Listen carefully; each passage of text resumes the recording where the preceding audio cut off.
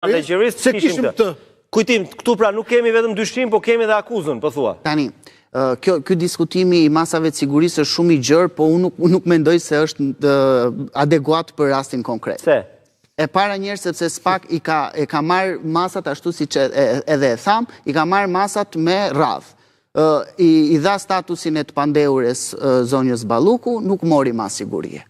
Shkoj në gjykat me një episod tjetër, si përsëritëse, dhe duke ushtuar edhe akuzat. Po megjithatë kjo del sikur ka patur një strategji SPAK-u. Po sigurisht. Kam përshtypjen nëse Balluku do të jepte dorëheqje. Çat keqe ka këtu që SPAK-u të ketë SPAK-ut i intereson vetëm hetimi. Tani ja ta mbaroj Denis lutem.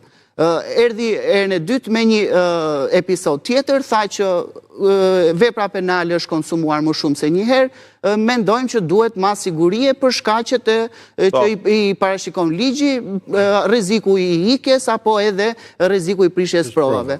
Në rastin konkret, marrë shkas edhe nga vendimi gjykatës kushtetuese, edhe pse SPAK-u nuk e thotë në njoftim që duke qenë se zonja e pandehur është pa mas siguria aktualisht për shkak të pezullimit nga ana gjykatës kushtetuese, por edhe shtimi të episodeve që mund edhe për shembull juristët mund edhe të ma konfirmojnë nëse ashtu, edhe nëse nuk do kishte një vendim të gjykatës kushtetuese për pezullim, shtimi i episodeve apo akuzave mund të ishte një arsye. Janë të 7 lotet.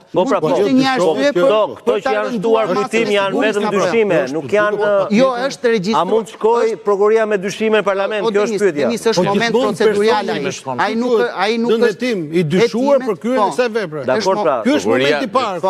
Prandaj e kam pyetjen, ta mbaroj kujtimin se kam një pyetje. Procedural ai thotë është në cilësinë e personit nën hetim. Thash tek dosja që ne tek dosja te vendimi i gjykatës që ne kemi patur për masat e para të sigurisë, lihej të nënkuptoj, por edhe me burime, me komunikime në SPAK që po hetoheshin të 7 procedurat, përveç të 6 të tjerat përveç lotit 4, por në rastin konkret ajo është person nën hetim për të 7 tenderat, për një ndërtim të unazës së madhe me vlerë 350 milion euro.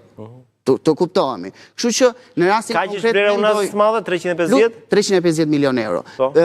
Dhe duhet kuptojmë dhe një gjë tjetër që nëse ne po e bëjmë të kryer faktin që SPAK-u do kërkoj arrest me burg. SPAK-u do kërkoj dhe arrest në shtëpi. Po dakord, më arrest ju ataj. Madje unë besoj që tjetër mendim ka dhe Rezi, besoj që do jetë arrest. Arrest në shtëpi, po. Nëse mo arrest është ai. Shtëpi burg është tjetër gjë, po vlera